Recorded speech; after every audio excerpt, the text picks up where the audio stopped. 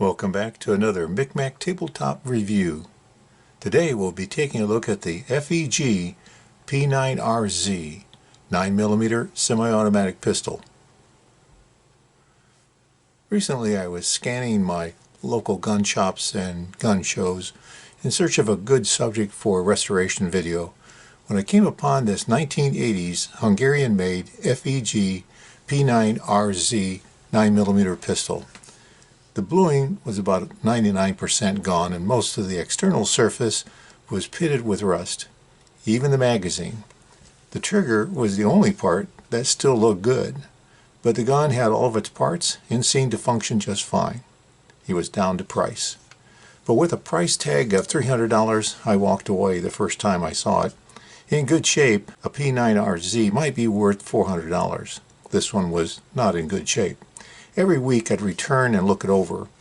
An ugly pistol in my opinion, but a good possibility for a project gun. FEG made the PR9 and the PR9K, basically clones of the famous Browning High Power. Here's my Browning High Power. You can see the similarity. The PR9 and PR9K are very popular with an excellent build reputation. The P9RZ, as you can see, is the PR9K shortened and cut down for easier carry and concealment. Note there's no hammer spur. The end result isn't very attractive, again in my opinion. It looks bulky and chopped, which it is. You don't see many of these around, and there aren't but a handful of videos out there on the P9RZ, since the P9RZ is very similar to the more well-known and popular PR9 and PR9K. Most people rely on those videos and reviews for information on the P9RZ. FEG produced the P9RZ from 1980 till 2005. This one has a 400 serial number, so it's probably an earlier one. It also has CAI stamped here as the importer, so my guess is that it may have been a European law enforcement surplus firearm imported to the U.S. sometime in the 1990s. After a couple of months I finally decided to talk to the store owner about a better price given its condition, and we eventually agreed on $175 out the door. About $50 more than I thought it was worth, but what the heck. Now before we go any further, let's make sure this gun is cleared. And by the way, if you enjoy this review, be sure to like, share, and subscribe. Now during my restoration videos, I'll usually show the after restoration results at the beginning. We won't be restoring this pistol during this video because I think it would make the video just too long. But at the time of this posting, I've indeed restored it, and I thought you might like to see how it turned out. So through the magic of video editing, here we are. Not perfect, but the pitting and the gouges were just too deep to complete a remove. Close inspection will reveal those blemishes are indeed still there. Still, it certainly looks better than it did. I'm happy with the results. And when I was doing the pistol's restoration, I also did a cold bluing comparison test between Brownell's Oxpho-Blue and Birchwood Super-Blue with interesting results. If you're interested, you can check that video out by going to episode 2024-11 on my playlist. It's the video after this one. Now let's get back to reviewing this FEG P9RZ. The Budapest company FEG, renamed FEG Army after the fall of the Iron Curtain in 1991, began producing the PR9, the PR9K, and the P9RZ in 1980. FEG has a reputation for making good stuff. I've got a Walther PP clone, the FEG PA63, that is indeed a very nice pistol. FEG has been in business since 1891 with a diversified manufacturing product line. FEG is known for its affordable pricing. FEG is also known for their strict manufacturing processes and high-quality product lines, which has made FEG a significant contributor to the industrial development of Hungary. Their promoted company values include long lifetime, reliable operation, and functionality. Unfortunately, Fegarmy went bankrupt in 2004 when its traditional export market was mostly placed under embargo. So FEG is known for inexpensive but fairly well-made clones of pistols such as the Browning High Power, the Walther PP, and PPK that were primarily exported to the United States. But FEG also manufactured a line of full-size double-action lock breech pistols in 9x19mm 40 Smith & Wesson and 45 ACP. These guns were basically styled after the Browning High Power, but their double-action lockwork was reminiscent of Smith & Wesson double-action self-loaders, like the Smith & Wesson Model 39 and Model 59. The full-size version of the double-action pistol 9mm is known as the FEG PR9. By shortening the PR9 slide and barrel, chopping off a good portion of the grip frame, and removing the hammer spur, FEG arrived at the P9RZ. This is where I normally mention movies in which you'll find the firearm featured. Not surprisingly, I know of none with the P9RZ. There's no packaging with this gun, but as my research suggests, that's because the P9RZ was basically an imported military law enforcement surplus gun, so that would be expected. As I understand, they would have come in some sort of plastic container along with 2 10-round magazines, a cleaning rod, and an instruction manual. The FEG P9RZ is considered a compact 9mm. It's a recoil-operated steel frame automatic pistol. It was manufactured by FEG of Budapest from 1980 till 2003. After the fall of the Iron Curtain in 1991, the company's name was eventually changed, and from 2003 till bankruptcy in 2004, forces closed, P9RZ was manufactured under the name FEG Army. Overall length is 7 inches, barrel length is 3.67 inches, unloaded weight is 31.4 ounces. The magazine is 10 double stacked. The P9RZ was offered with or without an ambidextrous safety, and there is also a double action only version. This one has the ambidextrous safety and is double single action. On the left side we have the legend P9RZ 9x19mm manufactured by FEG Hungary. On the right side we have the CAI import stamp and matching serial numbers on the barrel, the frame, and the slide. Although the FEG P9RZ is a compact cut-down version of the FEG PR9K, some internal functional parts are also smaller, so many parts are not interchangeable between the P9RZ and the PR9K models. However, the 14-round PR9 magazine will indeed fit the P9RZ. It'll just stick out a bit. As for function, as bad as this gun might look, like most FEG firearms, you can tell this pistol was very well made. FEG crafted these guns by traditional milling methods, so usually the fit and finish are extremely nice with high-end bluing. Of course, you wouldn't know that from the looks of this one. FEG designed the P9RZ for concealment. Note the flat plastic grips and unobtrusive magazine finger rest, providing just enough purchase when gripping the pistol. As for the hammer, no spur, it's milled flush with the rear of the slide. A little pressure on the trigger and the hammer moves back slightly, revealing thumb cocking serrations on the top of the hammer. Very nice, well thought out.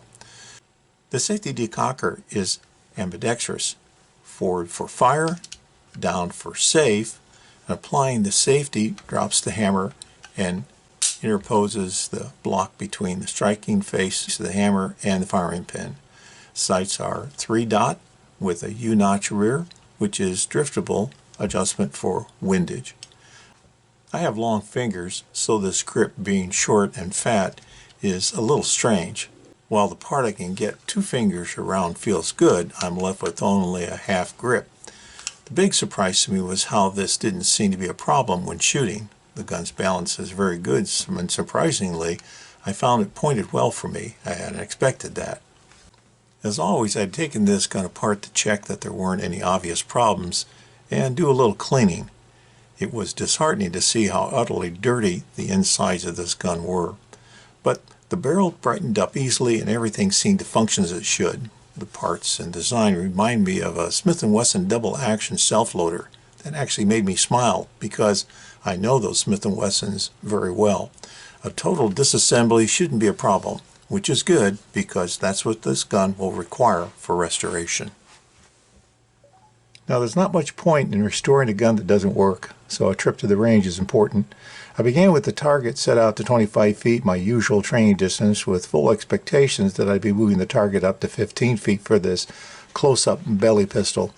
Obviously, the P9RZ was not designed as a match or a target piece pistol, but that turned out not to be necessary. In fact, even at 35 feet, staying on target was easier than I expected, even in double action mode. The P9RZ has a reputation for being snappy to shoot and hard to control because of its compact design. But for me, that turned out not to be the case at all. It was actually pleasant to shoot with low recoil. Accuracy proved this gun was better designed than expected. This makes some sense if you think about this pistol's weight. As an all-steel gun, it is heavy, but that weight also soaks up its recoil fairly nicely. And while my first shots tended to be absolutely dead on at 25 feet, follow-up shots tended to stray a little from center, suggesting once again that the gun is more accurate than me.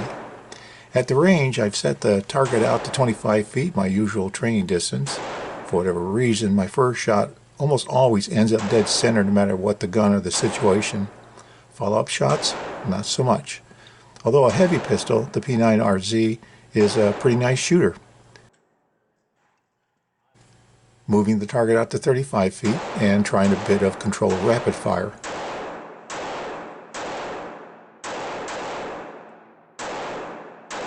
Not bad. I've also run an assortment of 9mm ammo through this pistol without the slightest hiccup operationally. It may look like hell, but this pistol has ended up being a very good firearm functionally. And that's a good thing, because I'm going to put the time into restoring it. It's nice that it functions as well as it does.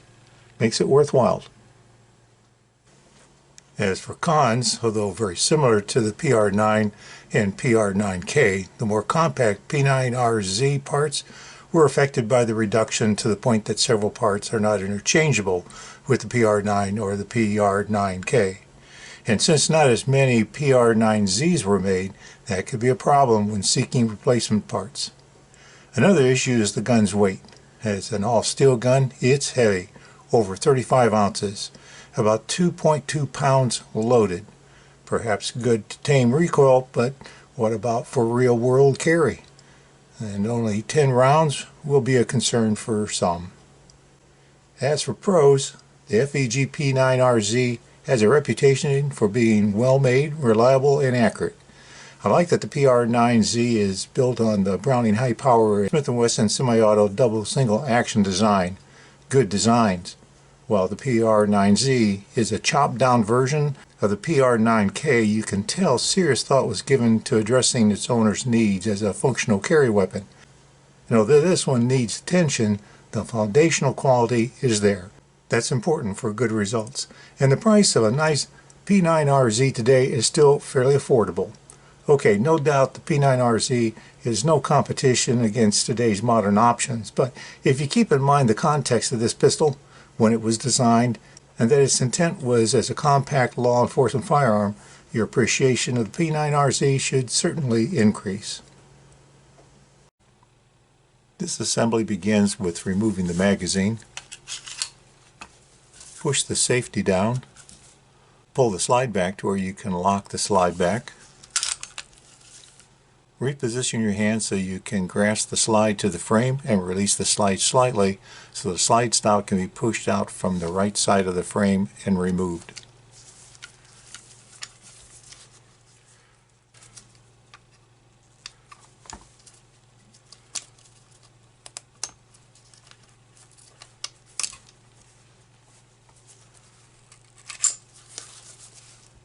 Push the safety up, release the hammer, and remove the slide off of the frame. Remove the recoil spring and the rod, and then remove the barrel. And that's it for the purpose of cleaning. Reassembly is basically the opposite. I'm going to return the barrel to the slide, return the spring to the rod, return the spring and rod to the barrel,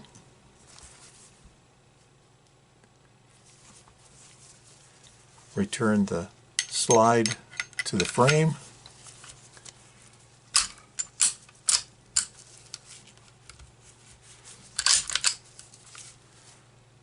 next we're going to pull the slide back till the pin on the slide stop aligns with the notch on the slide. Then press the slide stop through the opening until the pin sets into the frame, and then we'll release the slide.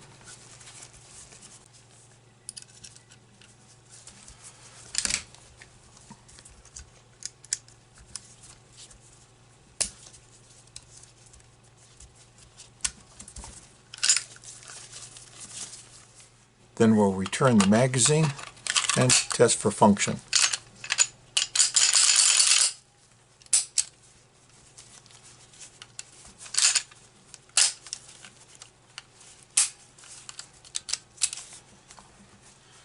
That's it. The price for a used P9RZ as assessed by Genetron.com today is an average of $400. I only paid $175 out the door for this one, but it needs work. If you find one in good shape for about $300, I think that's probably a pretty good deal. Now, before we end today's video, I'd like to remind you, if you haven't already, be sure to like, share, and subscribe down below. And thanks for watching. The FEG P9RZ is a Hungarian clone of the Browning High Power in a compact format, produced between 1980 and 2005.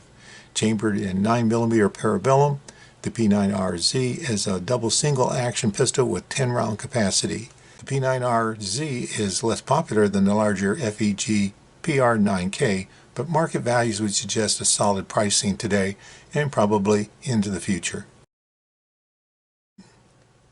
So let's wrap this up. After a few months of ownership and a couple of trips to the range, what I really think of the P9RZ. You know, when I buy a gun, I'll usually try to get it to a range as soon as I can to try it out. That wasn't the case with this P9RZ.